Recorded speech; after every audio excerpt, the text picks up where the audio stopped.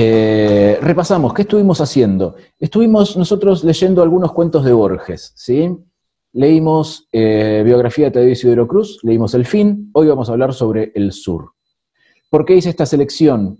Le cuento sobre todo a Jess, que se está incorporando, porque son 3 cuentos de Borges que tienen una temática o que tienen en su urdimbre, en su hechura, cuestiones que tienen que ver con lo gauchesco, ¿sí? Con lo gauchesco en tanto literario, por eso me interesa sobre todo, porque hay otros cuentos como por ejemplo La Intrusa, ¿sí? Que van a tener temas más gauchos, quizás no tan gauchescos. En estos 3 cuentos vamos a encontrar temáticas que están partiendo de la literatura gauchesca propiamente. Desde allí es que nosotros estamos cotejando con fragmentos del Martín Fierro, ¿sí? No como una cuestión de estudiarlo, sino de saber, bueno, Borges está leyendo este texto, ¿no? Cuando escribe lo que escribe, está leyendo esto, o está... yo creo que es más interesante todavía, porque está señalándolo, ¿no? Desde afuera está haciendo, es ahí. Es eso lo que tienen que estar mirando junto conmigo. Entonces, desde ese lugar es que estamos trabajando estos 3 cuentos en serie, junto con Martín Fierro. Hablamos entonces de biografía, hablamos del Fin, y hoy nos tocaría empezar con El Sur. Pero, ¿hay algo que haya quedado en gatera o por decir o con ganas de comentar sobre los cuentos anteriores? Nos abocamos al sur derecho viejo, entonces. Bien, tenemos entonces El Sur. El Sur está en ficciones, ¿sí? Ficciones. No tengo el libro a mano, está allá arriba. Ahí lo tiene Lucía, muchas gracias, en su edición de bolsillo. Es uno de los, digamos, Ficciones es el libro, ¿no? Junto con el Aleph, que compone como el núcleo, ¿no? de la mirada borgiana, de la construcción borgiana del relato, sobre todo, ¿no? Si bien él ya había escrito y va a escribir muchos más, pero ahí en esos 2 libros es como que se condensa esa forma tan literaria, en el sentido de ir a la literatura para escribir literatura, ¿no? Es como el recurso que predomina en toda su obra, pero en estos 2 libros explota, ¿no? Se condensa y explota, y ahí tenemos entonces nosotros nuestro cuento El Sur. Siempre yo arranco con la misma pregunta, porque bueno, para mí tiene que ver la lectura siempre con esto. ¿Qué onda El Sur? ¿Les gustó o no les gustó? ¿Qué les pasó a ustedes cuando lo leían? Más allá de Martín Fierro, los cuentos anteriores, digo, ¿qué les pasó? El que quiera arrancar, se da micrófono y arranca. Dale, Lu.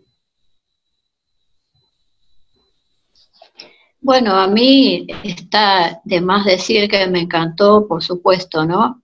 Y que me gustó más que la biografía de Tadeo y del Fin, porque si bien las otras son más de la temática gauchesca, esta tiene más de lo fantástico, tiene más del género fantástico.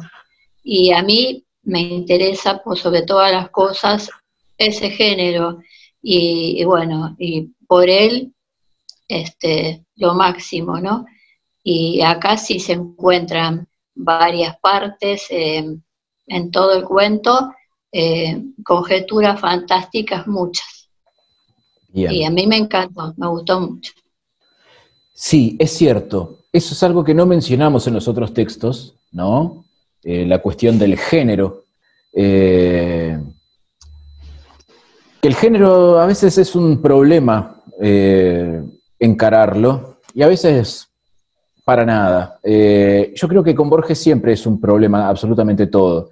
No un problema en tanto uno diga, qué difícil, sino que es un autor muy hábil, ¿no? Que sabe muy bien cómo instalarnos preguntas y ponernos en jaque con pequeños signos, pequeñas cositas.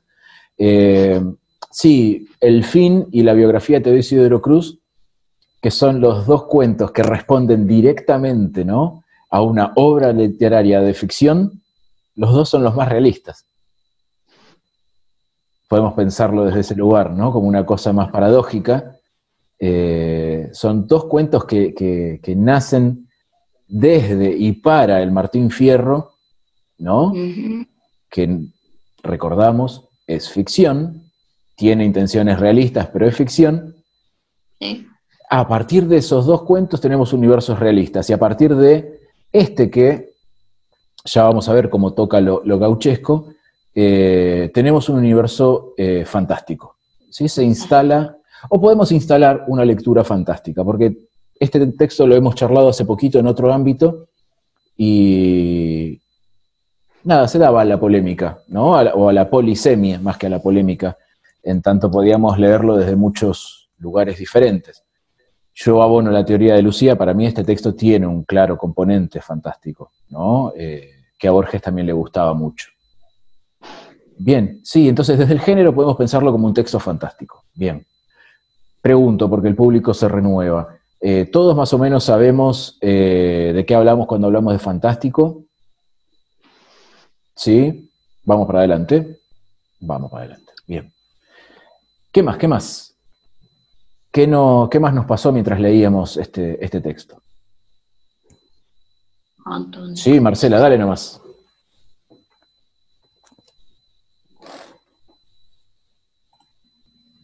Ahí vas.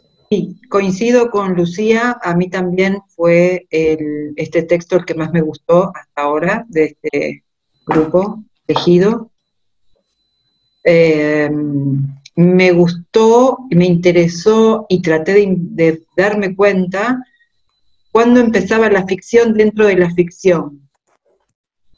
Qué hermoso eso que acabas de decir. Y tengo mis dudas. No sé, en distintos párrafos, ¿viste? Cuando como que empezás a... Yo dije, ¿aquí empieza la ficción o es acá? Bueno, eso lo iremos viendo en el transcurso, supongo, ¿no? Pero me gustó mucho. Bien. El tema ficción dentro de la ficción, ahora te voy a preguntar un poquito más en dónde lo sentiste, porque me parece que lo fantástico sí, digamos, es menos... ¿Cómo soy políticamente correcto? Quiero decir, es un poquito menos cuestionable, ¿no? Creo que hay como más un consenso de que se instala lo fantástico en determinado momento. Pero lo de ficción dentro de ficción es algo que se puede pensar. Y es un tópico muy, muy interesante, muy del barroco, ¿no? Del período barroco.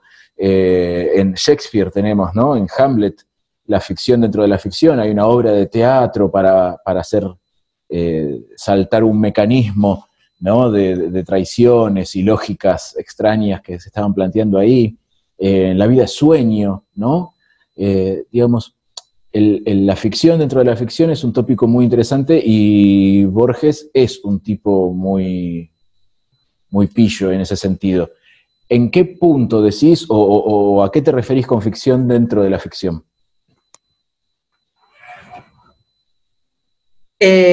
Cuando comienza el relato, bueno, que él tiene el accidente y llega a estar internado y pasa por un infierno, como él dice, me parece que hay un deseo de salir de esa realidad e inventarse un final distinto o un destino diferente. No le gusta, no es que no le gusta, me parece que cuando elige, o yo lo leí así por lo menos, elige morir de otra manera, pero ¿cuándo comienza esa elección? ¿O cuándo es el momento en el que él empieza a imaginar ese final? Bien, es una maravilla. Qué bien, me encanta, sí.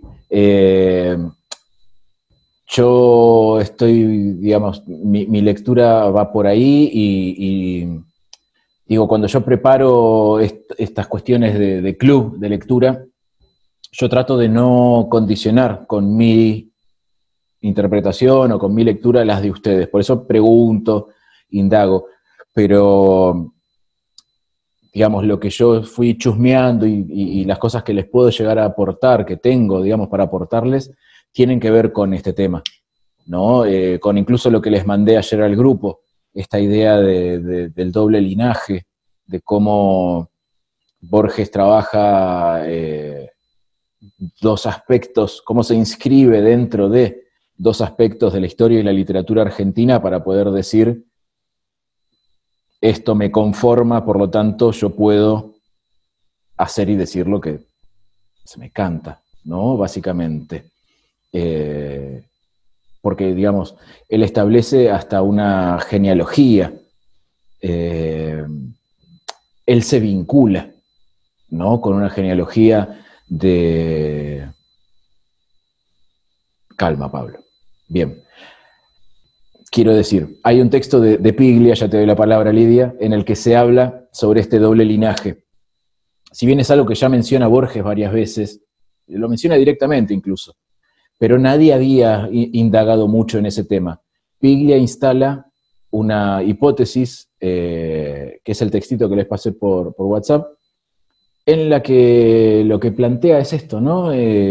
Borges, en su obra, en sus textos literarios, lo que hace es, por un lado, instalarse como heredero de dos tradiciones, ¿no? Una tradición por el lado paterno de la biblioteca, del mundo europeo, del mundo inglés sobre todo, ¿no? Cuando vincula a sus abuelos y bisabuelos como amigos de tal o cual poeta, ¿no? El manejo de la lengua inglesa por cómo se la enseña a su padre, y por otro lado, por el lado de la familia, un clan más guerrero, más, incluso Piglia lo plantea así, ¿no? Como romántico, soldados que han luchado en las guerras de independencia, que han tratado de ganar terreno contra los indios, etcétera, etcétera, etcétera, ¿no? Entonces Piglia dice, estamos conviviendo, estamos viendo la convivencia de estos dos linajes. El linaje, por un lado, de la tradición, de la biblioteca, de la literatura y demás, y por otro lado, de la guerra, si se quiere, ¿no? O de la tradición más patricia, de la tradición más argentina entre comillas, criolla, ¿no? Y al fin y al cabo, concluye Piglia, civilización y barbarie, ¿no? Entonces, de alguna manera, ahí está, vieron que tenía alguien más afuera esperando para entrar, ahí está entrando.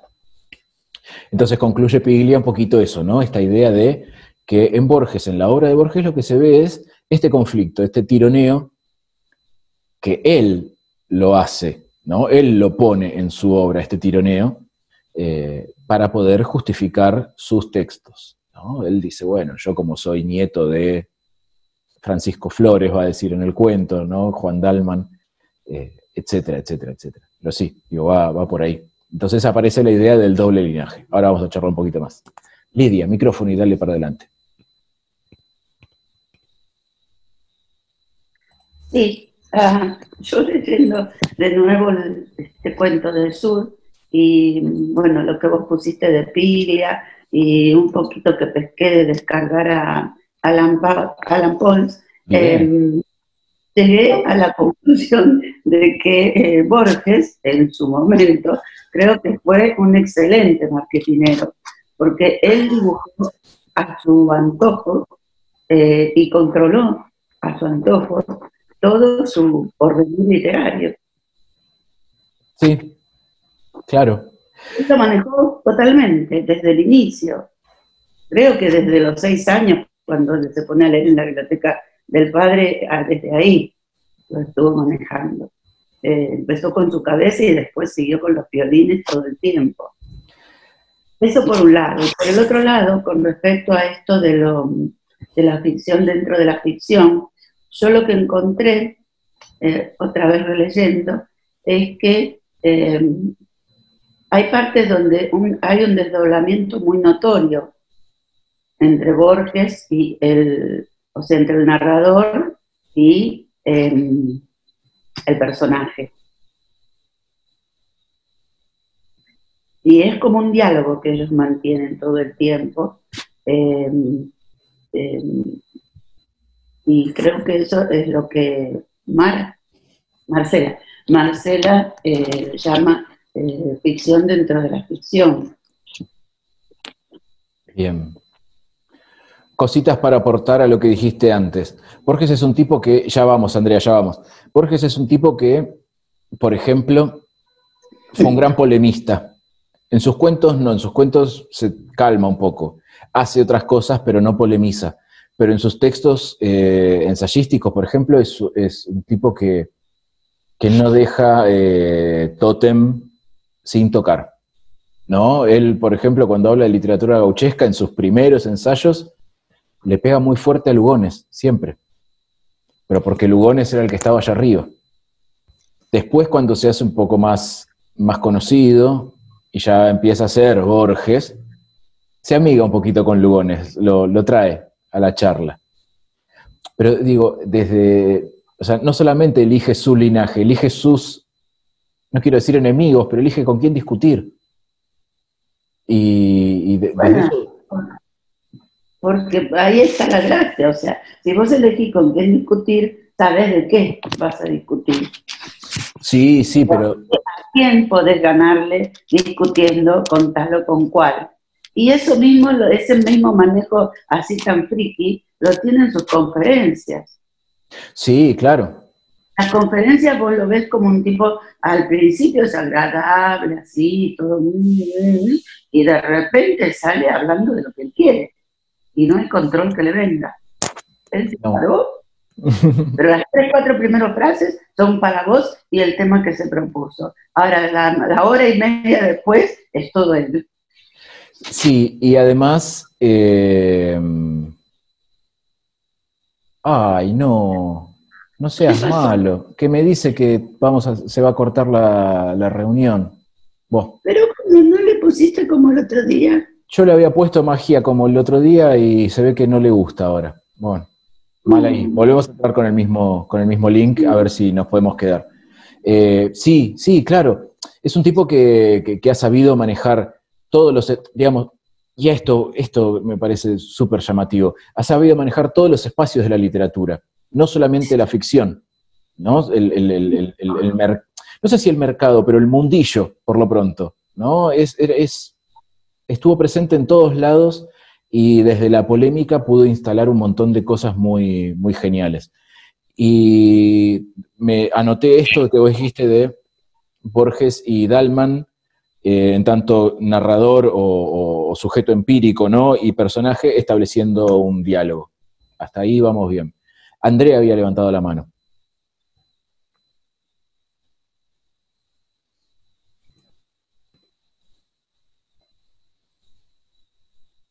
Andrea, dale audio nomás a tu vida. Ahí vas. Ahí, listo. Bueno, mira, a mí más que nada me pasaron dos cosas. Primero, que me hizo recordar a un texto que ya había leído que se llama La noche boca arriba, de Cortázar, con este tema de que hay como dos realidades que se están viviendo, como dos historias paralelas que cuenta, se parece muchísimo a ese texto. Cuando llegué al final me di cuenta, ¿no?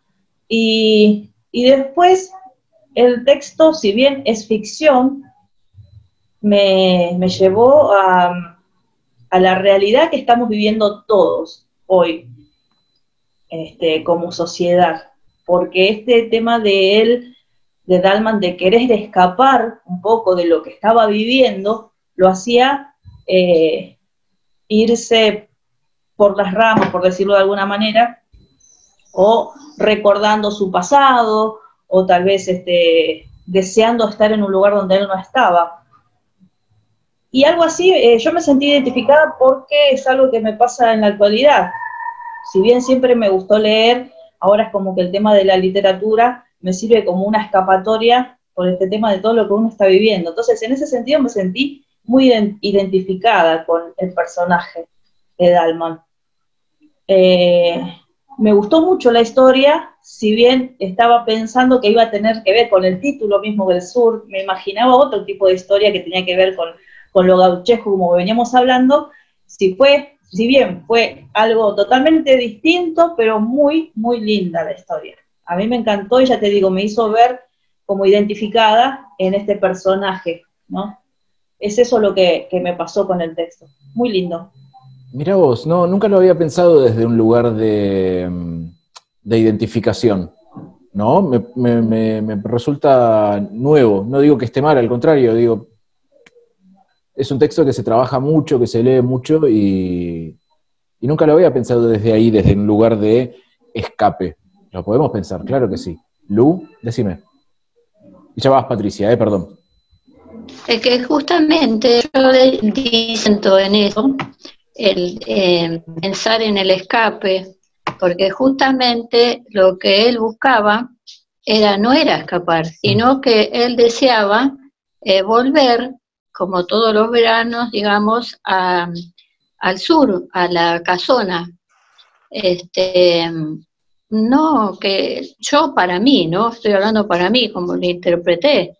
No es que en ningún momento lo vi como que quería escapar. Eso me pareció a mí, sino de que sí buscaba su destino en el sur, pero como para, qué sé yo, porque estar en ese lugar, pero no por escapar. No siento que él quería escapar de algo. Yo lo sentía así, lo vi así. Vamos a ir viendo, la idea es ir charlando. Patricia, sí. Date micrófono y todo oídos. Sí, yo lo que encontré investigando es que el tema del escape es en el momento que él se refugia en la lectura de Las 1001 noches y sueña con el sur, que es un sueño lo que se está debatiendo, estaría escapando a la realidad que tiene que enfrentar, que es la enfermedad que tiene en el sanatorio, que es lo que él no acepta el sanatorio, no le gusta. Y esa forma de escapar de la realidad es, yo investigué como que Borges también es probable, en todas las similitudes que está teniendo con este cuento, que también haya necesitado una escapatoria a partir de la cual lo escribe. Porque es bastante autobiográfico en algunas partes, encontré. En el hecho de que Borges y él nacieron en Argentina, en que los dos trabajaron en una biblioteca en su momento, y el tema de la lesión que tuvo en la cabeza, Borges también. Así que bueno, en esa parte autobiográfica encontré que la escapatoria quizá Borges también la estaba buscando. Bien, nos quedan 4 minutitos. Vamos a organizar un poco todo esto que se dijo para volver a entrar y empezar sí ya a desgranar un poco más cada uno de estos temas. Sí es cierto, hay muchas cuestiones autobiográficas de Borges volcadas en Dalman. Aparece casi como un alter ego, ¿no? Cuestiones relacionadas con, habla de Francisco Flores, el cuento, ¿no? Un soldado de la Guerra de Independencia que muere lanceado por los indios. Es la misma historia de Francisco Borges. La calle Francisco Borges que hay en algunos barrios, por ejemplo, es por el abuelo de Borges, que lucha contra los indios en la frontera norte. El accidente también. Borges tiene un accidente con la hoja de una ventana, le pega en la cabeza, a partir de ahí una septicemia y unas fiebres muy, muy largas, que incluso lo llevan a delirar, ¿no? Él dice que nunca se termina de recuperar de esa lesión, ¿no? Como que esa lesión lo acompaña de por vida. Y, por otro lado, la idea de la biblioteca, ¿no? Borges era bibliotecario en una biblioteca municipal de la calle Córdoba, si no me equivoco, igual que el Dalman. Entonces podemos pensar que Borges está volcando un poco su biografía en este personaje. Por eso digo, es realmente interesante pensar los cuentos en serie, como venimos haciendo, y decir, los dos cuentos más realistas responden a un texto literario, y el cuento fantástico responde, si se quiere un poco, a la propia biografía del autor, ¿no? Pero bueno, Borges hace eso siempre, ¿no? Jugar con los planos y con las realidades. Y hay una cuestión que vos mencionaste, Patricia, un poquito así de refilón, que la tiro, se termina la reunión y se van masticándola hasta que entran de nuevo. Vos hablaste de las 1000 y una noches, y de cómo las 1000 y una noches es un poco ese escape. Las 1000 y una noches en este cuento va a funcionar también, además de como escape, como el disparador de lo trágico. Es lo que lo lleva a él siempre a enfrentarse con la muerte. Por leer las 1000 y una noches es que él no toma el ascensor, sino que sube y se le da la cabeza contra la hoja de la ventana que estaba recién pintada. Es también las 1000 y una noches lo que distorsiona la vista del viaje. Vieron que él está leyendo en el tren y cuando levanta la mirada ve cómo la ciudad se desgrana. No dice desgrana, se deshace, como la ciudad se deshace en suburbios, dice, ¿no? Y ahí se instala una cuestión también de tiempo, que vamos a charlar más adelante, y es también las 1000 y una noches lo que va a hacer que él tenga que enfrentarse y batirse a duelo, porque es por estar leyendo que a él lo van a molestar en la pulpería y le van a tirar bolitas de miga de pan, ¿no? El libro lo lleva y lo pone siempre en esas situaciones de riesgo, en principio de vida y muerte, o de transición.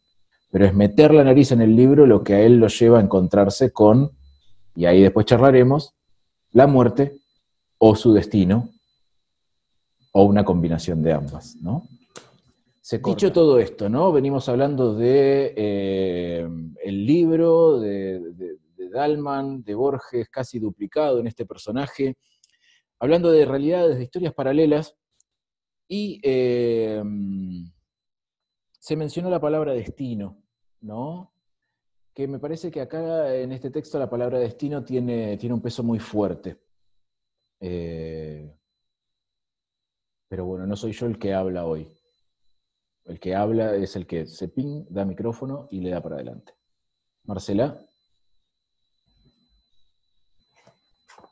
Dale. Sí, me quedé con esto que vos dijiste al finalizar el primer tramo, que el libro lo acompaña, o la historia de las 1000 y una noches, como que siempre lo pone en peligro. Él va leyendo cuando se golpea, él va leyendo en el tren, él va leyendo. Y esto que lo uno con esto del destino, vos decís, porque él es como que se identifica en su realidad, en su vida, con su abuelo paterno, ¿no? Como escritor, como intelectual. Y me parece que en esa búsqueda del destino, o quizá es una búsqueda del destino, identificarse con la otra parte, con su otro linaje, con su otro abuelo. Por eso el final es esta elección de batirse a duelo con esta persona. Como que su vida está marcada por un linaje y su destino o su final, él lo quiere representar con el otro linaje. Bueno, eso es un poco, sí, eso es un poco la tesis que sostiene Piglia, ¿no? Perdón, el público se renueva, tengo que pensar en la gente de YouTube también. Yo, digamos, no es que me baso ni uso ni nada, pero chusmeo, ojeo y pongo papelitos para tratar a Borges en general en estos dos libros, ¿no? En El último lector de Piglia, que me parece un libro muy interesante, muy lúcido. Habla muy poquito de Borges, pero lo que dice está muy bien. Hoy vamos a compartir algo. Y El factor Borges de Alan Pauls, que este sí es como, no quiero decir que Piglia no, por favor, pero digo, este es como más sistemático y es un poquito más crítico en el sentido literario de la palabra, ¿no? Está muy bien. Pero sí, digo, con respecto a lo que decís vos, creo que el texto es bastante elocuente. Y ahí también quiero mencionar otra cosa, que tiene que ver con la elocuencia, con lo que el texto dice. Porque vieron que los textos dicen y también sugieren. Este texto dice unas cosas tremendas. Pero en un momento, al principio de todo, su abuelo materno había sido aquel Francisco Flores, el 2 de Infantería de Línea que murió en la frontera de Buenos Aires, lanceado por los indios de Catriel, punto y coma. En la discordia de sus dos linajes, y ahí aparece instalado en el texto, ¿no? Este tema que después Piglia toma, Juan Dalman, tal vez a impulso de la sangre germánica, eligió el de ese antepasado romántico o de muerte romántica. Digo, su realidad, su presente es el de la biblioteca, el de la, entre comillas, civilización, como habíamos dicho antes, pero al mismo tiempo digo, antes de todo lo que viene sucediendo, ya Dalman elige, ¿no? Así lo menciona, eligió el linaje de su antepasado materno, ¿no? Es decir, su linaje romántico, su linaje de guerrero, por decirlo de alguna forma. Sí, digo, ahí está marcado. Cristian, dale nomás. Sí, respecto a esto que decías de la elección, y cuando eligió ese linaje, en cierta forma, eligió morir de esa manera, morir acometiendo coraje. Yo interpreto que cuando él se encuentra en la clínica, es como que en cierta forma morir en una cama de hospital no era la forma de morir acorde a ese linaje que él había elegido. Y está esto, hay un tópico borgiano que también lo vi en otro cuento, esto de que quizá en forma de sueño y de fiebre, uno tiene la posibilidad de elegir cómo morir. No sé si leyeron La otra muerte, de la Aleph, donde se narra la historia de Pedro Damián, que era un soldado que huye de una batalla, la batalla de Masoler, y este soldado vive toda la vida arrepentido de no haber acometido en esa batalla y haber muerto allí con coraje, y en el final de ese cuento, 40 años después, ya viejo, enfermo, Pedro Damián, ya afiebrado, en ese momento, antes de morir, se le da la posibilidad de, no sabemos si realmente o no, en forma de sueño, ahí juega mucho con eso Borges, de volver a esa batalla, y nos dice que muere acometiendo en la batalla de Masoler 40 años después, pero efectivamente muere en esa batalla. Entonces está como este tópico de que antes de morir tenemos la posibilidad de elegir morir como hubiéramos querido morir. Nunca se sabe si realmente, si en forma de sueño, como que Borges deja un poco abierta esa interpretación. Yo lo vi un poco por ese lado también. Sí, claro. Y también en este sentido, ¿no? Hay como un cierto llamado del destino, ¿no? Entonces también morir en Masoler era un llamado del destino, tenía que pasar. Ahora o 40 años después, pero tiene que pasar. Tiene otro cuento Borges que en realidad es... Vieron que aparte Borges hace esto, reescribe textos, ¿no? Más populares o que pertenecen ya a la tradición y se los apropia, y casi palabra por palabra. En Historia Universal de la Infamia está El Brujo Postergado. El Brujo Postergado es del Conde Lucanor, ¿no? Es uno de los ejemplos del Conde Lucanor. Pero bueno, les decía, ¿dónde está eso? no recuerdo en qué libro está, pero él retoma un tópico que es un cuento tradicional, que es un hombre se encuentra con la muerte y le dice que efectivamente va a morir. Cambia el camino y la muerte lo encuentra en otro lado, ¿no? Esta idea hasta casi incluso como de Edipo, ¿no? Del complejo de Edipo, no, de la historia, de la saga edípica, de que el destino es infranqueable. Uno puede torcer un poco, pero nunca va a poder esquivar el destino que estaría escrito. Yo creo que juega... Es fatal como la flecha, dice por ahí. Exactamente, sí. Bueno, de hecho, volvemos a los cuentos anteriores, ¿no? Ve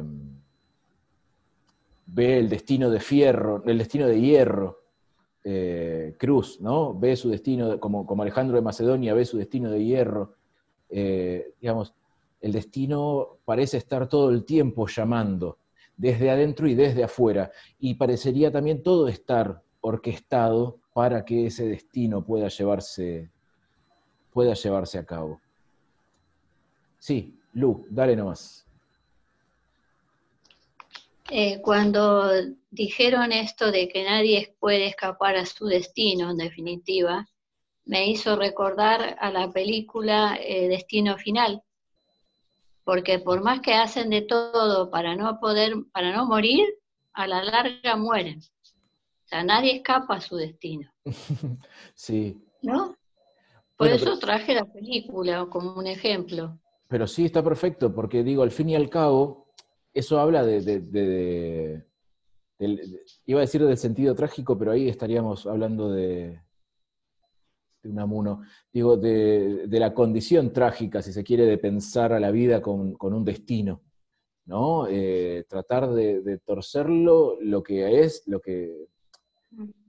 en lo que deviene es en el gran pecado de soberbia, ¿no? Seguramente cuando estudiamos en el secundario tragedia griega aparecía en el librito de Cántaro, atrás de todo, ¿no? Ibris.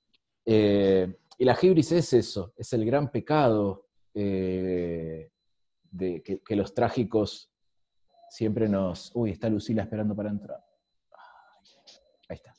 Que los trágicos nos están señalando, ¿no? Y es castigado. Siempre la hibris es castigada, esta soberbia, estas ganas de ir en contra de lo que hay que hacer. En Antígona, por ejemplo, Antígona quiere enterrar a su hermano, quiere darle sepultura. Bueno, nada, es larguísimo, es hermoso, pero sí, me parece que acá hay un poco esto, ¿no? Hay un elegir, el texto lo dice, elige su linaje guerrero, y al mismo tiempo hay un someterse a el destino, o por lo pronto, el universo está sometido a cierto destino. Es muy difícil escapar. Y de hecho, y acá creo que viene la ñoñada más hermosa que tiene este cuento, que es justamente cómo, ¿no?, se lleva a cabo... Bueno, pero vamos en calma. Bien, tenemos entonces, vamos a como armar ahora que abrimos un montón de ventanas, ordenamos para repasar y ver si aparecen cositas nuevas. Tenemos entonces un personaje que tiene un accidente, una internación. Me gustó mucho, Marcela, que usaras la palabra infierno, así la describe, ¿no? Parece casi como un fragmento de la Divina Comedia, ¿no? Es el infierno del Dante. Y una posterior recuperación en el sur. El sur siempre con mayúscula, ¿sí? Eso es un detalle significativo. El sur siempre con mayúsculas. Y es en el sur donde hay muchas señales, muchas cosas muy particulares, y sobre todo, ¿dónde comienza el sur? ¿Y en qué momento comienza el sur? Si nosotros nos ponemos a seguir el texto, nosotros vamos a ver que poco a poco ese traslado hacia el sur va siendo acompañado por movimientos del tiempo, ¿no? Por ejemplo, él se golpea en verano. su inicio de recuperación en el sur es en el otoño. Se habla ya de cierta frescura, del color de las hojas. Y ese movimiento es acompañado también por ese avanzar en el tiempo, es acompañado por un movimiento hacia el sur. Y dice una cosa muy, muy interesante que nosotros como bonaerenses, porteños, la conocemos, que es que el sur comienza en la avenida Rivadavia. ¿No? Lo menciona así. Ya cruzar la avenida Rivadavia nos instala en otro lugar.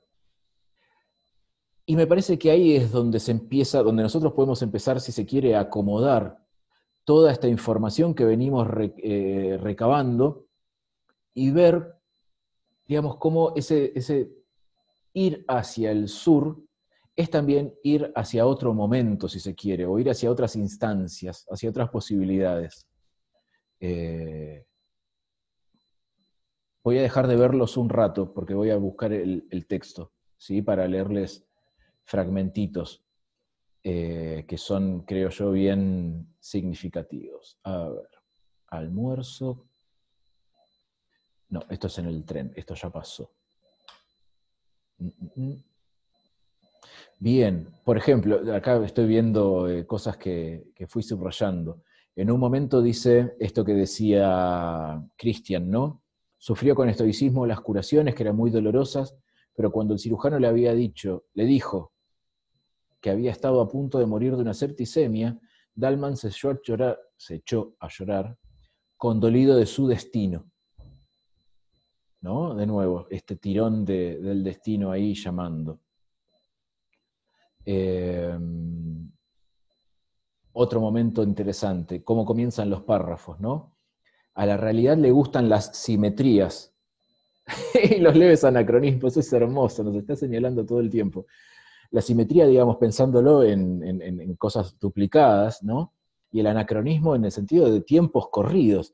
Dalman había llegado al sanatorio en un coche de plaza y ahora un coche de plaza lo llevaba a Constitución.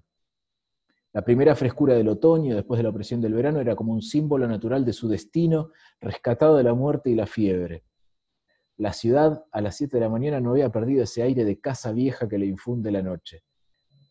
Y acá fíjense cómo también la ciudad va mutando, ¿no? Porque, dice, las calles eran como largos zaguanes, las plazas como patios.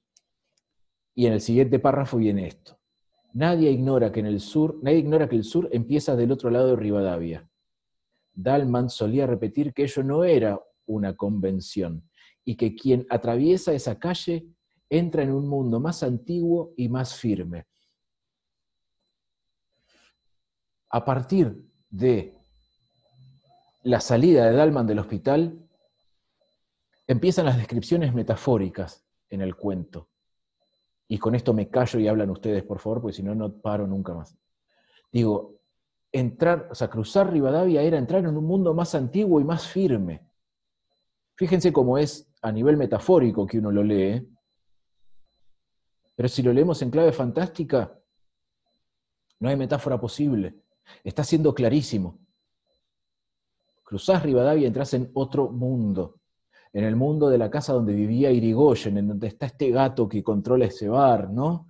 Es otro mundo. Y les voy a buscar una partecita que sí me parece, digamos, muy significativa de esto.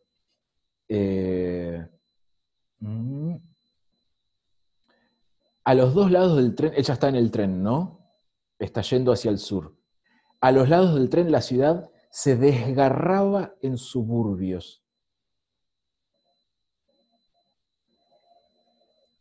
Es la visión de la ciudad que se desgarra. Digamos, es volver al futuro, ¿no? Es como esta imagen de las películas de viajes en el tiempo que se ve como pasan las hojas de los almanaques, ¿no? La dimensión desconocida. Digamos, si nosotros leemos el cuento y nos olvidamos de la metáfora, el cuento es clarísimo. Nos está diciendo lo que está pasando. Pasa que estamos muy acostumbrados a leer la metáfora como metáfora, y sobre todo ciertas metáforas muy cristalizadas, muy instaladas, y uno compra y capaz que si lo lee rápido llega hasta el sur y no termina muy bien de ver qué es lo que está pasando. Pero me parece que es como muy, muy claro todas las señales y cosas que nos va dejando el gran narrador de este cuento. Pero bueno, bien, sí, me parece que digamos, ahí como que podemos ordenar un poquito la cronología. Él se toma ese tren, va hacia su quinta, lo bajan antes, le dicen, che, mirá, no vas a poder llegar hasta Ballester, te dejamos en Malaber. Uy, bueno, sí. Allá tenés un lugarcito donde capaz que podés conseguir que te lleven. Llega a una pulpería, y en la pulpería se instala un clima medio enrarecido, ¿sí? Hay alcohol, ¿no? Ahí se toman unos vinos, hay unos muchachos que están un poco entonados. Empieza este desafío y está la pelea a cuchillo. Nosotros la pelea no la vemos, simplemente sabemos que salen, pero salir es llevar a cabo la pelea, ¿no? Y el cuento un poco señala qué es lo que va a pasar con Dalman. Pero bueno, tenemos un montón de cosas en el tren y sobre todo en la pulpería, en el boliche, que podemos señalar para pensar en este clima enrarecido que se va a ir instalando. Ahora sí, cosas que a partir de este raconto quieran aportar, señalar, todo oídos. Se da el micrófono y le dan para adelante. Lucía, dale.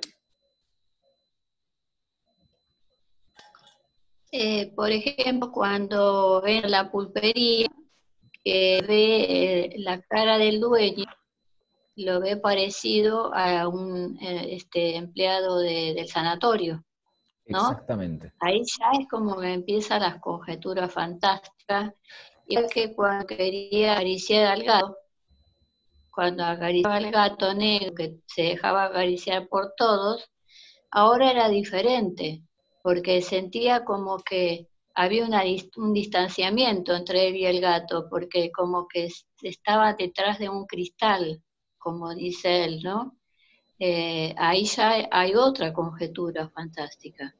Y respecto a los animales, él habla de esto de que el ser humano es temporal. En cambio que ahí es donde hace hincapié en esto que yo siempre repito, que dijo Sócrates sobre los animales y que él lo menciona. Él lo menciona en un video de Borges y yo, que le hizo Antonio Carrizo, que dice que él, o sea, Borges cuenta que Sócrates dijo que los animales son atemporales porque no viven ni el pasado, ni el presente, ni el futuro. Es como que si fueran inmortales, ¿no? Ese video lo tengo yo y por eso no dudo de que fue así. Pero ahí ya son dos conjeturas fantásticas dentro de las montones que hay, ¿no? Por supuesto. Después en el vagón del tren, cuando dentro de la pulpería, ese hombre reseco, ese viejo, flaco, reseco, que al final aparenta ser como que lo ayuda, ¿no? Al estar desarmado, Dalman, pero que también lo veía como que estaba muy lejano ese hombre, lo veía lejano. Y bueno, esas son las tantas conjeturas, hay más también, hay muchas, pero no voy a hablar todo yo, ¿no? No, así que bueno, quería...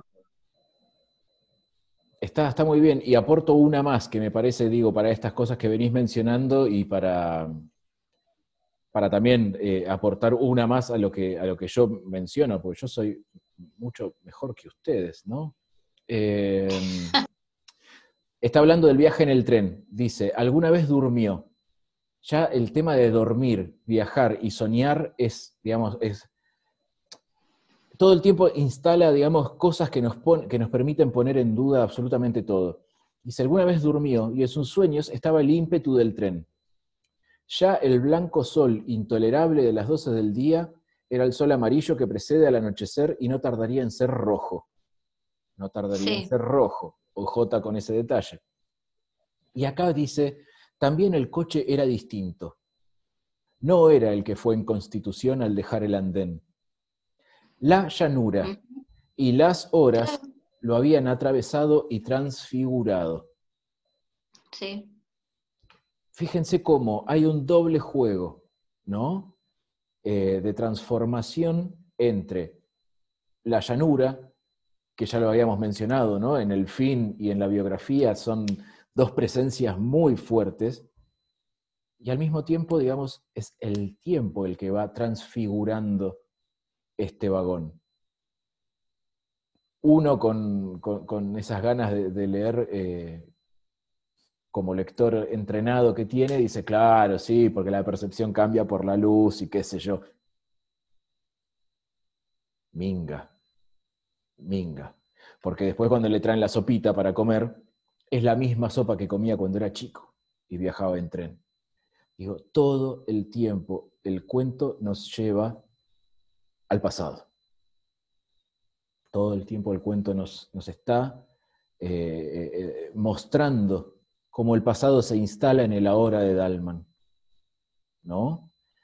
Y ahí empieza la gran confusión, si se quiere, porque también esto que decía Lucía es un detalle muy importante. Él ve en los personajes que se va encontrando camino al sur, duplicados, ¿sí? Personajes duplicados de su tiempo en la clínica. También ahí hay otro problema, porque entonces se instala un clima de sueño o un clima de viaje en el tiempo, ¿no? Y ahí tenemos otro quilombo, pero bueno. Lidia, vos querías decir, habías levantado la mano. Y ya te olvidaste.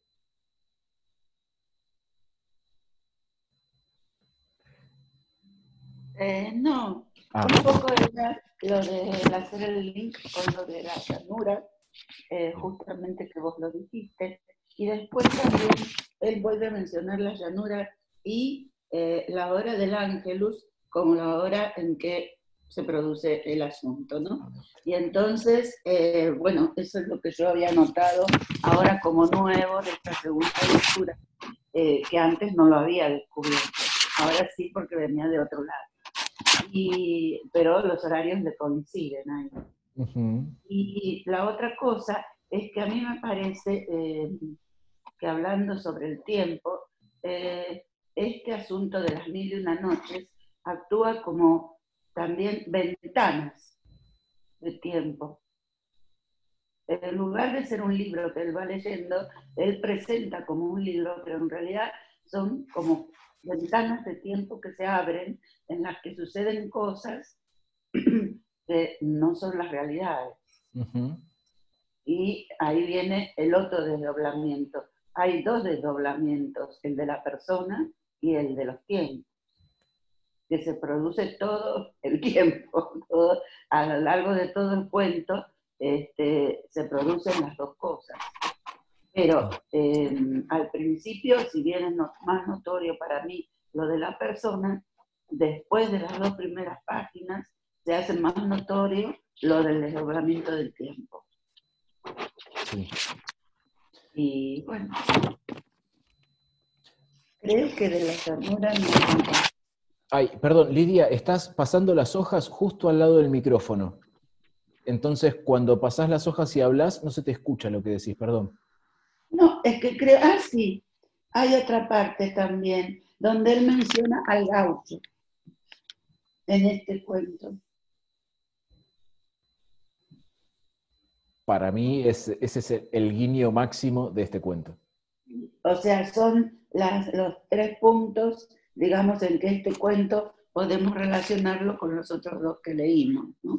Me parece a mí. Sí. Y es que siempre las 1001 noches también es como un tapar la realidad, ¿no? Lo dice así, tapar la realidad. Desde el título. Sí, claro. Podría haber elegido un diccionario para leer, sin embargo, eligió las 1001 noches, que es algo totalmente novelado. Y que sería mucho más borgiano, ¿no? Que fuera un diccionario que las 1001 noches. Sí. Y hay un detalle, perdón, que también es importante. Con respecto a lo que decía Lucía, lo que decías vos, esto de las cosas que se van desdoblando, ¿no? Que se van abriendo. El jefe de la pulpería le dice, el patrón de la pulpería, se le acercó y lo exhortó con voz alarmada: «Señor Dalman, no les haga caso a esos mozos que están medio alegres». Y es buenísimo porque, digo, uno si, qué sé yo, ay, no sé, ustedes no sé cuánto escriben, pero uno que se ha dedicado a escribir 2 o 3 páginas, no mucho más, si uno encuentra semejante recurso, trata de taparlo, ¿no? Que el pulpero te reconozca, aunque vos nunca hayas estado ahí, ¿no? O esas situaciones, uno lo dejaría como un indicio y lo taparía lo más posible para que un pillo lo descubra. El narrador dice: Dalman no se extrañó de que el otro ahora lo conociera. El otro ahora lo conociera, pero sintió que estas palabras conciliadoras agravaban la situación. Ahora iban contra él y contra su nombre, y lo sabrían los vecinos. Dalman hizo a un lado al patrón y se enfrentó con los peones y les preguntó qué andaban buscando. Y ahí viene una cosa interesante, y por eso digo, para mí este es el guiño más genial. Aparece este gaucho que le tira el cuchillo. Bien.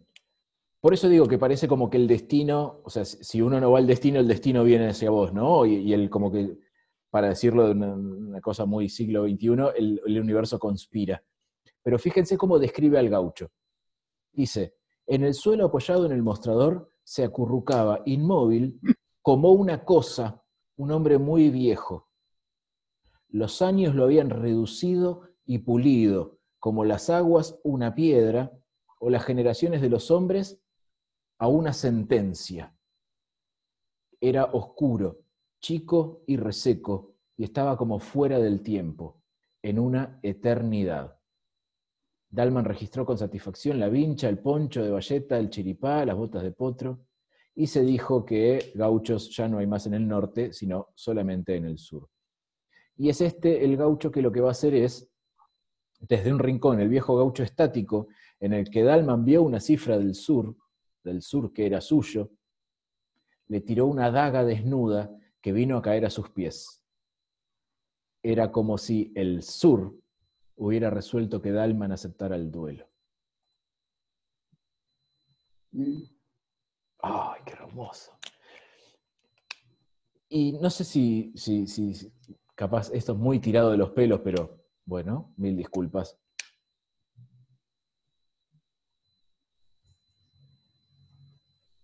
Ese gaucho es Martín Fierro. Sí, yo lo relacioné también con Martín Fierro, pero no estaba segura. Para mí que sea Martín Fierro me parece lo mejor. No lo dice.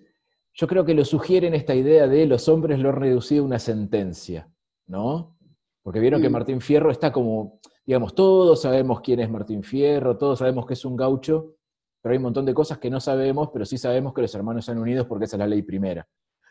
Digo, de Martín Fierro quedan las sentencias, pero no queda Martín Fierro, ¿no? Entonces, para mí, imaginarme que ese gaucho que está ahí y le tira el cuchillo es Martín Fierro me parece hermoso. Si llega a ser así, digo, es como una cosa... Ya no lo sabemos. No, y bueno, y ahí, perdón, Cristian, ya te dejo, y ahí es una cosa, digamos, medio quijotesca, ¿no? Que es el de empezar a mezclar estos personajes de antes, de ahora. No sé si leyeron El Quijote, pero en El Quijote Cervantes escribe un solo Quijote, ¿no? Las ingeniosas aventuras del hidalgo Don Quijote de la Mancha. Termina el libro y a los poquitos años un tal Avellaneda escribe un segundo Quijote. Y Cervantes lo lee y dice, es horrible. Voy a salir a escribir el mío, la continuación como corresponde. Entonces, ¿qué hace Cervantes? Hace que todos sus personajes del segundo libro hayan leído el Quijote de Avellaneda, todos dicen que es feo, que es malo, y en el primer libro Cervantes había dicho que el Quijote iba a ir hacia Barcelona, creo. El Quijote de Avellaneda va hacia Barcelona, entonces cuando Don Quijote lee el Quijote de Avellaneda dice, no voy a ir a Barcelona, y se va para otro lado. Digo, mete al personaje en el libro de nuevo. digo, incluye al libro de Avellaneda.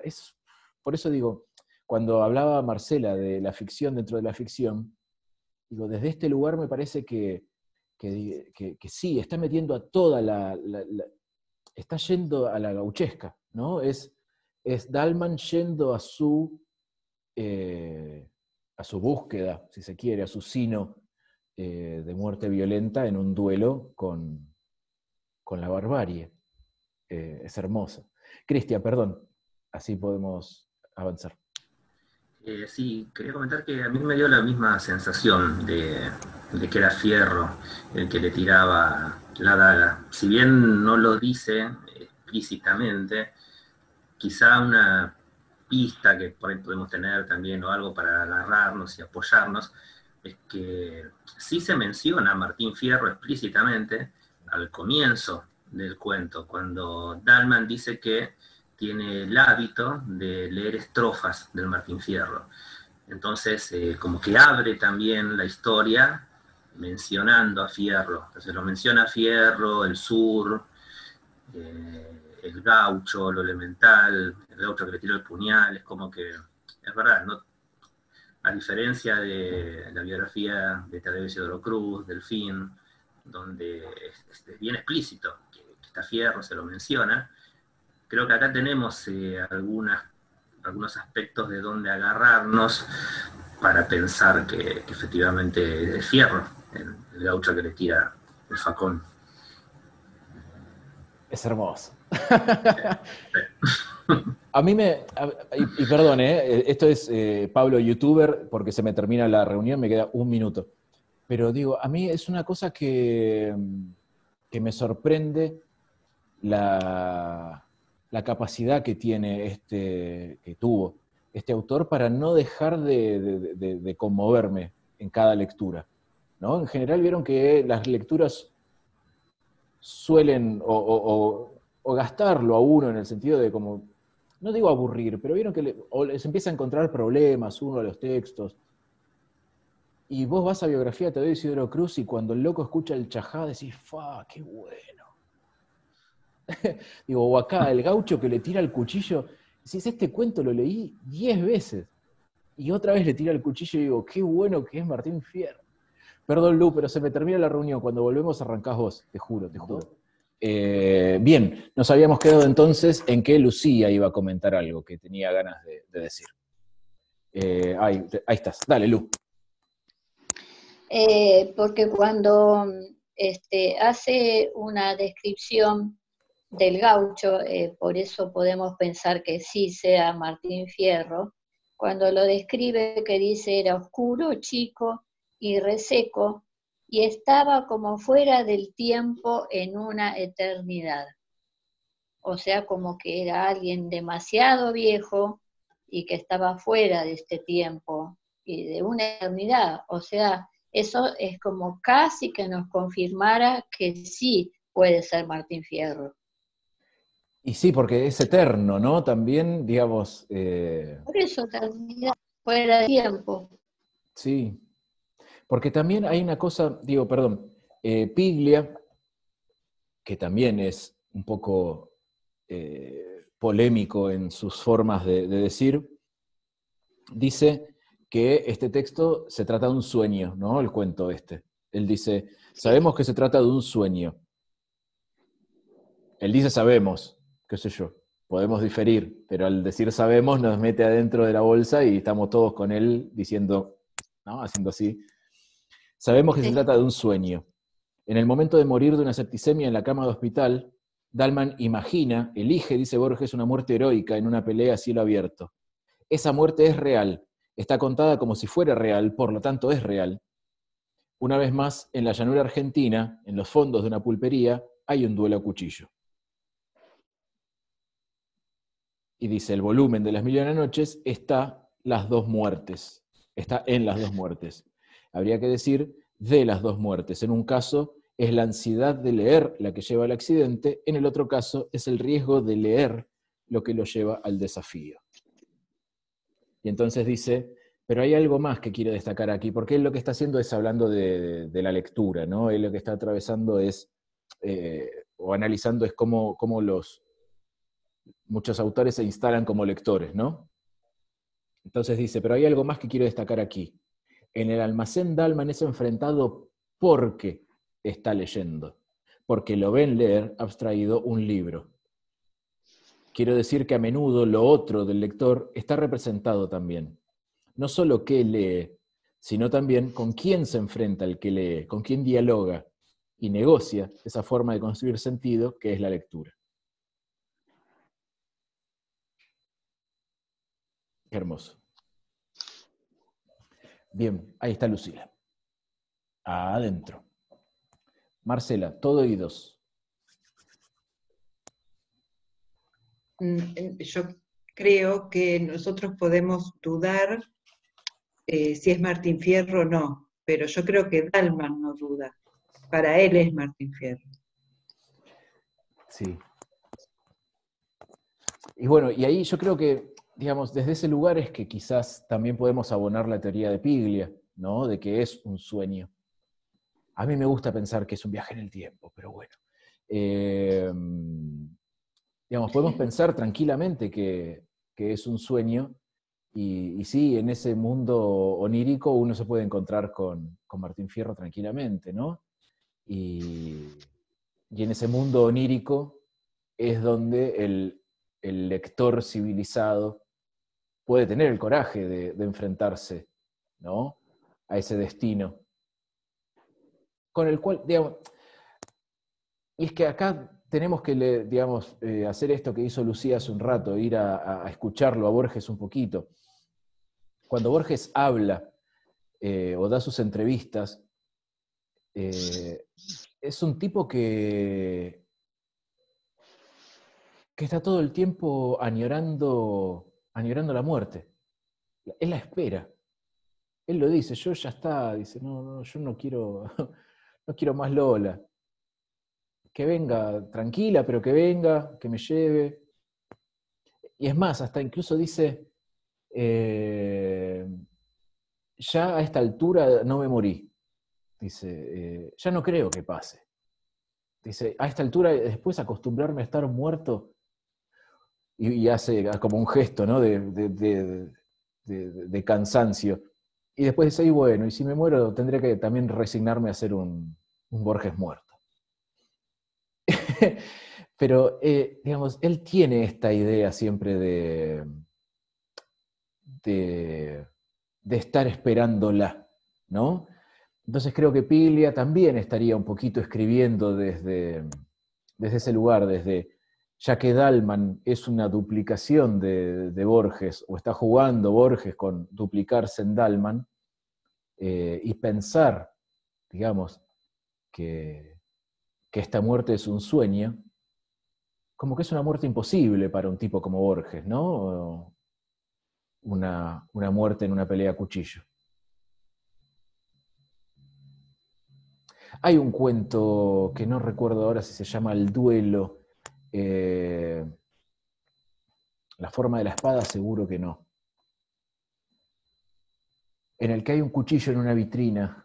Hay una vitrina con un montón de cuchillos antiguos, y toman un cuchillo, y ese cuchillo viene con el sino, con el destino de la pelea, y se tiene que llevar a cabo una pelea que no estaba prefigurada desde antes, que aparece a partir de haber tomado ese cuchillo, ¿no? Es como que no, como que es irreconciliable, o como que es incompatible ese tipo de muerte con ese tipo de vida, a eso voy, ¿no? Y quizás por eso Piglia la está leyendo en un sueño. No lo tenemos ya ni a Borges ni a Piglia para preguntarles, así que es pura conjetura. Andrea, perdón, Andrea y después Patricia. Dale, Andrea, date micrófono y dale nomás. No me odies por lo que voy a decir. Pero yo coincido más con Piglia. ¿Por qué? Porque si te pones a pensar en estos indicios que da de que Dalman sea bibliotecario, de que esté leyendo, de que él dice que elige cómo morir, qué mejor para él, que está impregnado, ¿no?, de tanta literatura, de tantas historias, morir, o vamos a decir, en el último momento, sea ayudado en ese duelo por Martín Fierro, que es el personaje de la literatura argentina. No es casual, me parece, no es azaroso. Porque es arquetípico además, ¿no? Claro, Digamos, es claro. un tipo. Claro. Y aparte hay una parte en la página 12 donde dice, mañana me despertaré en la estancia, pensaba, y era como si a un tiempo fuera dos hombres, el que avanzaba por el día otoñal y por la geografía de la patria, y el otro encarcelado en un sanatorio. Por eso yo me inclino más por el tema de que sea un sueño, y de que no es azaroso tampoco que esté leyendo Las Mil y Una Noche, que sabemos que la historia de Las Mil y Una Noche trata justamente de cómo Sherazade le cuenta esas historias al rey para distraerlo de la realidad, ¿no? Eso, ese es mi fundamento, por lo que yo creo que para mí era un sueño. Pero qué mejor para él, que era un escritor, un lector asiduo, porque no era cualquier persona, sino que estaba instruido y que tenía mucha lectura encima, ¿no? Entonces, todo esto, este desear morir de esa manera, era como magistral para él, ¿no? Bien. Primero y principal, nunca lean cosas que yo no, ¿sí? O sea, lo que está bien es lo que yo leí. Encontrar cosas nuevas no está bien. Es motivo de... No, pero está... Me sacás del grupo. Sí, sí, espero que disfrutes tu último miércoles. Fue un placer conocerte.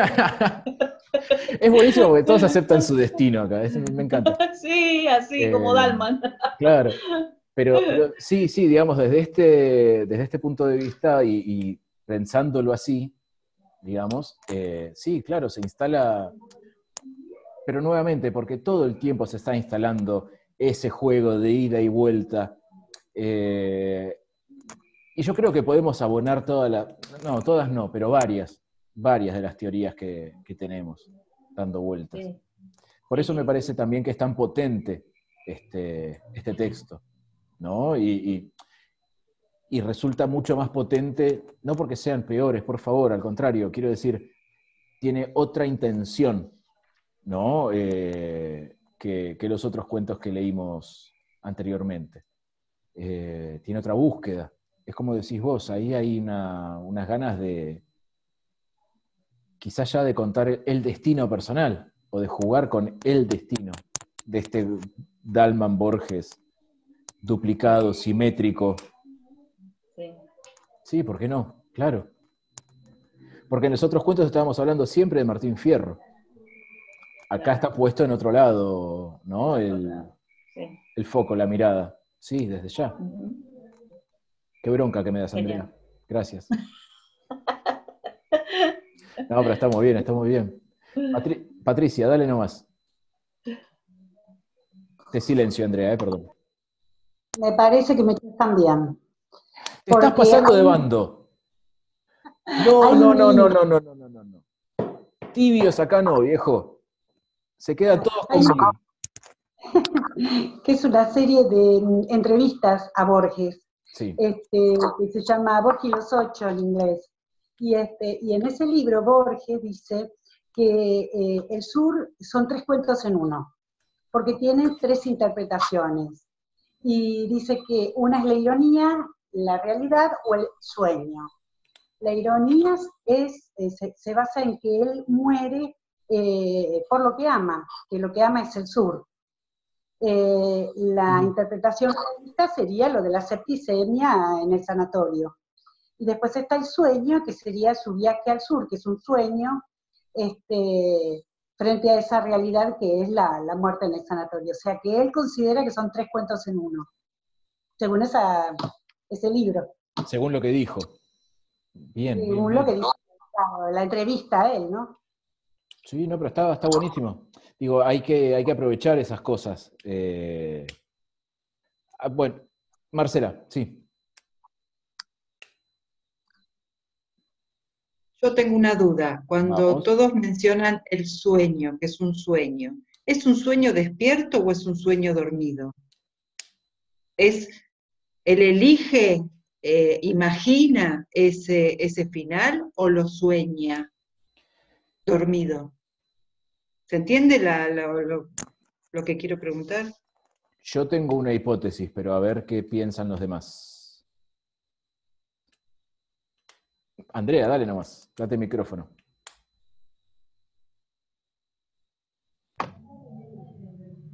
Yo creo que ese estado en el que él se encuentra se debe a esa infección que tiene y eleva temperaturas, tiene fiebre, entonces eso lo lleva a esa confusión, ese sueño, ese ver si se despierta cuando no está del todo despierto, está como bajo el efecto de esa fiebre, que a veces uno cuando ha estado en ese estado no sabe si soñaste o qué pasó. Entonces yo creo, para mí entender, que esa sería un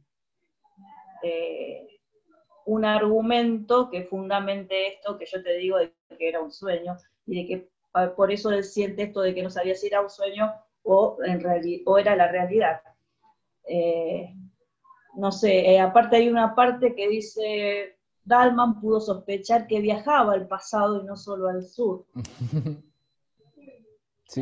No sé, ese es mi fundamento, por supuesto, para mí es por el tema de la fiebre, ¿no? Bien. Soy como pincha fantasías. No, pero es que digo, nosotros también podemos pensar, digamos, con elementos del texto, ¿no? El texto Sí. juega también con esas cosas. Por ejemplo, a ver, no les quiero mentir.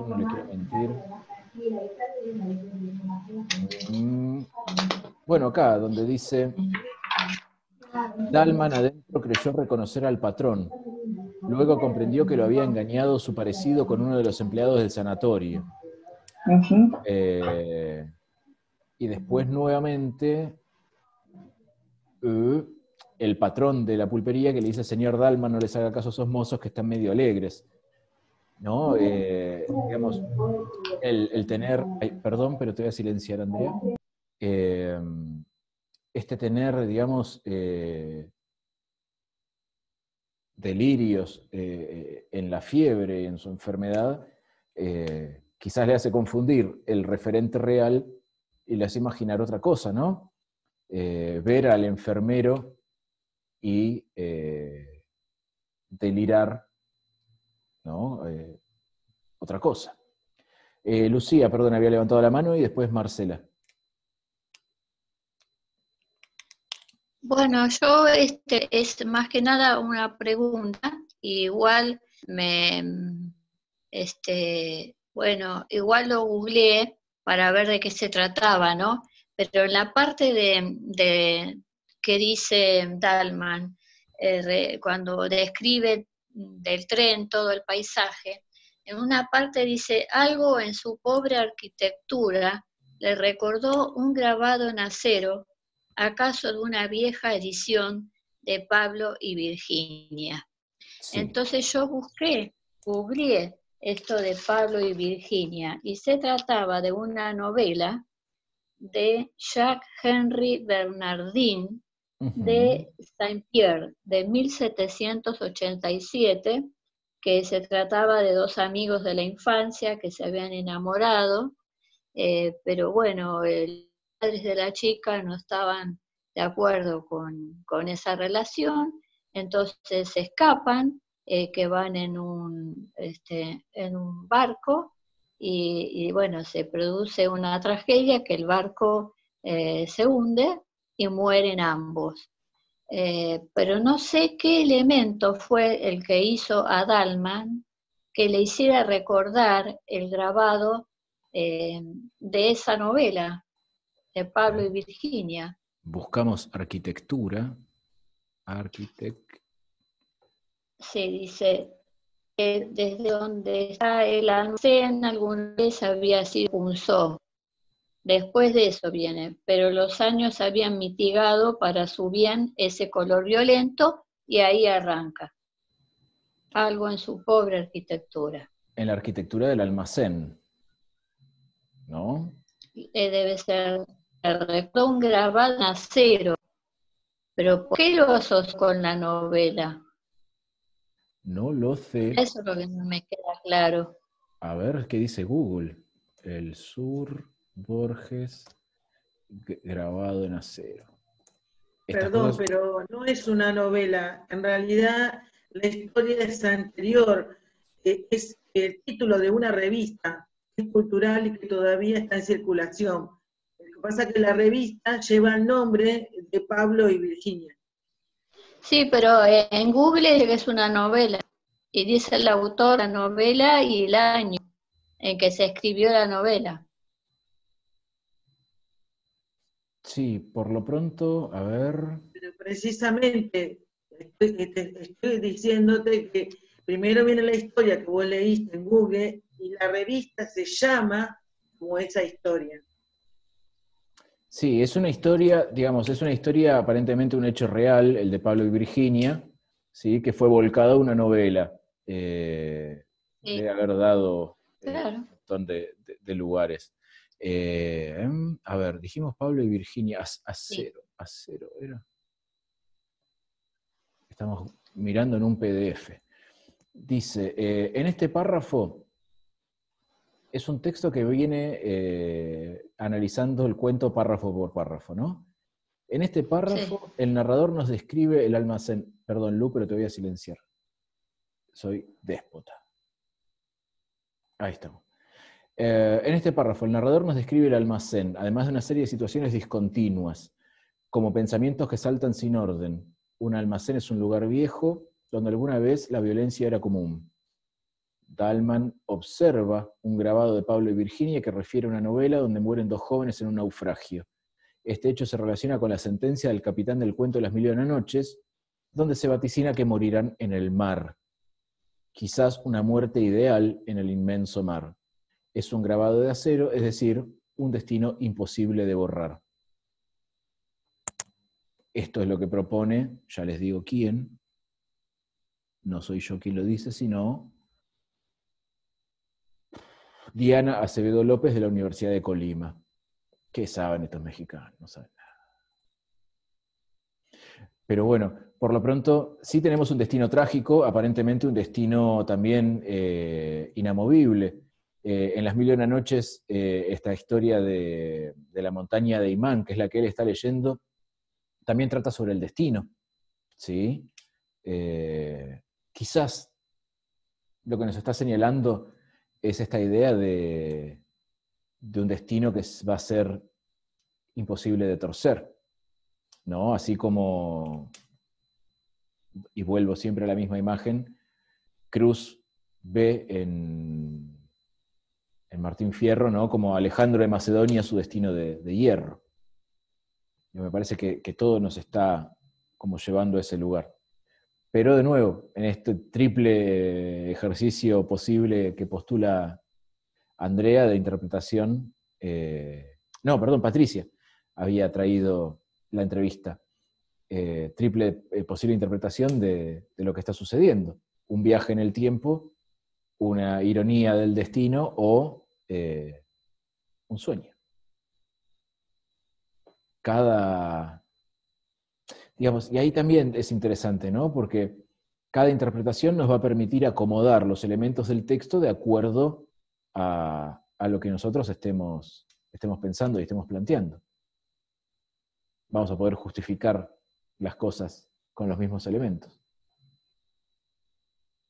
Que eso también es una cosa muy interesante de la literatura. Bien, ¿qué más? ¿Qué tenemos?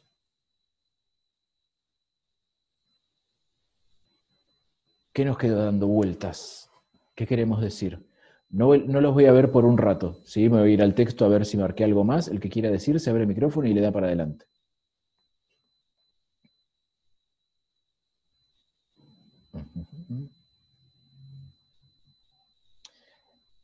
Tiene un conocimiento de la campaña inferior a su conocimiento nostálgico y literario. Ahí tenemos los dos linajes dando vueltas. Habla de sueños de la llanura, y ahí nos instala de nuevo en esta posible hipótesis del sueño y el delirio. ¿Qué más, qué más, qué más? No, yo quería decir que pasó esto de que terminaba el sur. A mí me pasa que después de Rivadavia, nada. O sea, vienen todas esas calles que yo les llamo nombre de países, Brasil, Estados Unidos. Nunca sé en qué orden vienen, pero bueno, me causó gracia encontrar esa similitud. Y después me quedé con este indicio, porque la reunión pasada hablábamos de los animales. Y cuando dice, algo le rozó la frente, un murciélago, un pájaro, esa expresión ya me abre todo un archivo de fantasía a mil, porque hay una diferencia entre un murciélago y un pájaro. O sea, también es cierto que dentro de esos edificios viejos pueden haber murciélagos, pero me quedó esto de los pájaros. Y después, hablando en relación a la llanura, la última oración se refiere otra vez a la llanura, ¿no? Como que hace como una especie de cierre otra vez de la pampa, ¿no? Sí, y hay algo con el tema del rozar la cara, que es el rozar la cara lo que desencadena, ¿no? Los dos problemas. Es el roce de la cara de este murciélago o pájaro lo que hace que se lleve puesto el filo de la hoja de la ventana, y es la miga de pan que le roza, porque la primera Claro. cae en la mesa, la segunda le roza la cara, y es ahí cuando responde, cuando se para, ¿no? Que también en ese pararse está el responder o aceptar, si se quiere, lo que está por venir, ¿no? No sé si el duelo, pero por lo pronto es como responder al... Claro, porque la impresión que da es como que es indiferente a todo lo que está sucediendo a su alrededor. Incluso me rozó la cara, no sé qué es, pero después la actitud esa de pararse me pareció valiente de encarar, porque en realidad todos los demás se supone que se conocen. El Mascherano sería él, ¿no? Y entonces de pararse y, ¿no? Decir, ¿qué pasa? Esta cosa que a veces... Porque aparte ahí aparece otro elemento, ¿sí? Fantástico, que lo podemos meter ya sea en la lógica del sueño o en la del viaje en el tiempo, que es, conocen su nombre. Si el tipo hubiera sido un desconocido, hubiera sido otra cosa.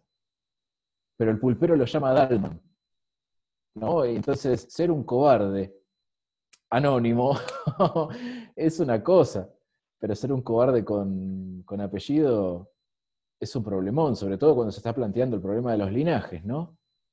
De la genealogía, de cómo uno se vincula con lo que estuvo antes que uno.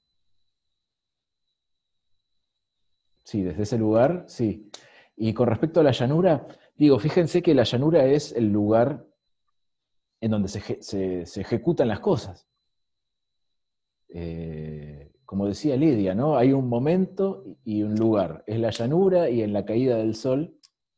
Bueno, en la biografía de Tadeo Isidro Cruz es en el amanecer, cuando matan a Cruz, ¿no? Es a las 4 de la mañana, antes de que amanezca, que viene la partida, a Cruz no, al padre de Cruz. Y después sí, es en el atardecer donde sucede el duelo del fin, y también acá, ¿no? Antes de que el sol se ponga rojo, dice el texto. Ahí también tenemos una linda clave para pensar. Bien, bien, bien. Sí, Lucía, dale nomás. Sí, recto a llanura, sí, termina el texto con sale a la llanura, ¿no? Eso por un lado. Pero a mí también, como es un amanecer casi, me impresionó esto que después de salir él de la operación, noté un rasgo como de vanidad en Dalman, porque dice, por ejemplo, que se odió, que él mismo se odió su identidad, sus necesidades corporales, su humillación. Porque hay enfermedades que son, esto lo digo yo, ¿no? De mi parte, son muy humillantes, muy humillantes. Y eso sí me tocó mucho cuando leí esa parte. No lo sentí como un rasgo de vanidad de él, ¿no? Pero bueno, quería comentar esto. Sí, vanidad o del tirón, de nuevo, ¿no? De esta cosa que lo está llamando. Porque, digamos, justo antes de salir a la llanura, dice, salieron y si en Dalman no había esperanza, tampoco había temor. Sintió al atravesar el umbral que morir en una pelea a cuchillo a cielo abierto y acometiendo, el verbo acometer que había dicho Cristian hace un rato, hubiera sido una liberación para él, una felicidad y una fiesta. En la primera noche del sanatorio, cuando le clavaron la aguja, sintió, acá está, dice, sintió que si él entonces hubiera podido elegir o soñar su muerte, esta es la muerte que hubiera elegido o soñado. Claro. ¿No? Hay, digamos, ahí una cosa de poder escribir. Vital. ¿Cómo, perdón, Lidia? Es una muerte vital. Sí, lo podemos pensar tranquilamente como una muerte vital, claro. Qué bien. Bueno, es una muerte con linaje que eligió, el linaje por parte de la madre, como un valiente, como un prócer, un militar. Eso, él hubiese preferido morir de esa manera. Así por lo pronto lo anticipa el texto, ¿no? Eligió su destino del linaje materno. Claro. Veremos. Ahí después, bueno, está el juego de pensar qué es efectivamente lo que sucede, ¿no? En qué plano nos situamos, con quién está narrando. No hablamos casi nada del narrador, ¿no? Tampoco. Y el narrador siempre es un elemento muy importante para pensar y analizar. Pasa que, bueno, en Borges también hay un tema que es que el narrador está casi siempre como muy borrado, o muy, muy pegado a la voz del autor, ¿no? Entonces eso también es confuso. Un Borges que siempre documenta o que siempre falsifica un documentar, uno lo siente real siempre, lo siente verdadero. Patricia, dale nomás.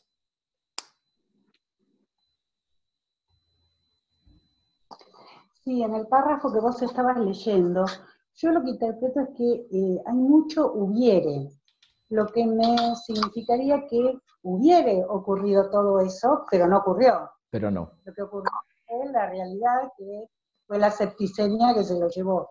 A mí en ese párrafo me da a entender eso.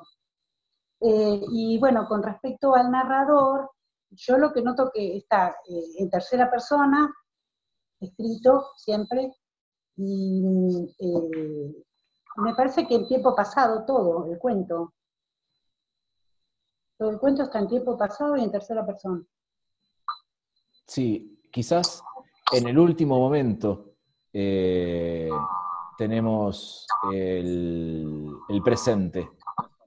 Dalman empuña con firmeza el cuchillo que acaso no sabrá manejar, ¿no? Tenemos una conjetura a futuro, y sale a la llanura. Es verdad, a ver los tiempos verbales cómo son. Parecían ajenos, en una mesa comían y bebían. A ver el principio del cuento. El hombre que desembarcó, Dalman. Hay un momento en que el médico, o él dice, que el médico le dice que casi murió. Sí, y que él llora. Y eso es también parte de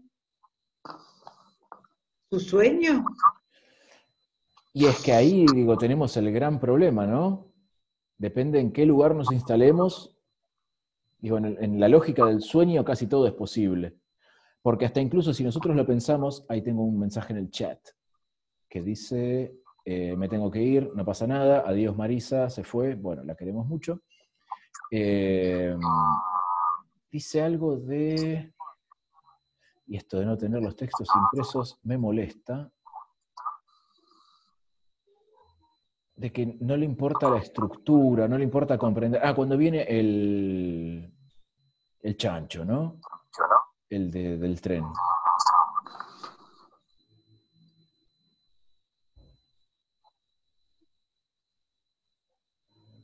Ya estoy tratando de encontrarlo. Ahí está. Dice, de esa conjetura fantástica lo distrajo, de este pensar que estaba viajando al pasado, lo distrajo el inspector, que al ver su boleto le advirtió que el tren no lo dejaría en la estación de siempre. Y ahí tenemos un problema también, mirá vos qué interesante. Sino en otra, un poco anterior y apenas conocida por Dalman. El hombre añadió una explicación que Dalman no trató de entender ni siquiera de oír porque el mecanismo de los hechos no le importaba. En los sueños el mecanismo de los hechos no importa, ¿no? Pero digo, esto es interesante. ¿Cómo tomamos esta, es casi una clase de gramática, pero cómo tomamos esta subordinada? Le advirtió que el tren no lo dejaría en la estación de siempre. Ese de siempre, ¿es algo que el narrador está reponiendo por Dalman o es algo que le dijo el chancho? Porque si el guarda le dice, mirá que no te vamos a dejar en la estación de siempre, sabe dónde se baja Dalman. Y si sabe dónde se baja Dalman, estamos en una situación incómoda de nuevo.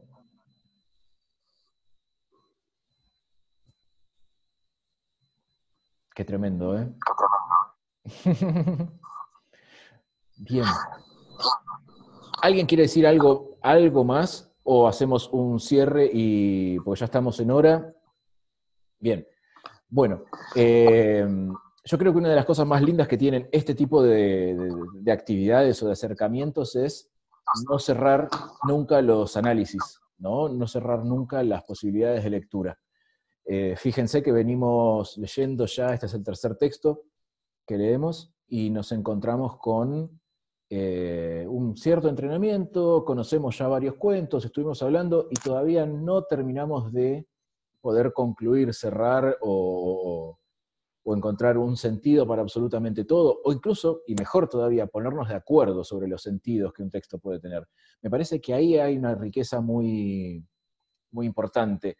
Y no quiero decir una lección, pero sí, por lo pronto, es mi mirada que los textos se actualizan con cada lectura, con cada vez que uno los visita. Así que la intención es, o la propuesta, las ganas, son que ustedes vuelvan siempre a los textos, ¿sí? Cuando ustedes tengan un rato, cuando tengan ganas. Después de estas experiencias, volver al texto es súper enriquecedor, porque cosas que antes eran turbias se vuelven mucho más prístinas, o al contrario, cosas por las que habían pasado por encima cobran de golpe una significación o se convierten en un problemita. Así que bueno, invitarlos a que chusmeen de nuevo los textos. Y sí, la próxima vamos a tener un encuentro quizás sea mucho más breve, ¿sí? Por una cuestión de el texto que vamos a trabajar, que es el texto de, iba a decir Marcelo Cohen, pero no es Marcelo Cohen, es de Martín Cohen, que se llama El amor. No sé si alguno lo leyó ya, es un texto muy particular. Bueno, lo puse un poquito a propósito para ver cómo el tema de la gauchesca se inventa y se reinventa, ¿no? Cómo vuelven los tópicos constantemente. Cohen es un tipo muy inteligente también, sí, hay que decirlo. Es muy buen lector, sabe mucho, es profe en la Universidad de Buenos Aires, un gran profesor. Y es un texto que nos va a dejar un sabor bastante particular. No sé cuánto vamos a poder trabajar con él, por eso les digo, la próxima vengan sin mucha, digamos, capaz que estamos una horita y pico, terminamos y nos vamos, ¿sí? Capaz que no, capaz que la hacemos larguísima. Pero bueno, esa era la propuesta. Éxitos, nos vemos. En cuanto esto esté subido, lo comparto en el grupo. Denle like, suscríbanse, pongan la campanita.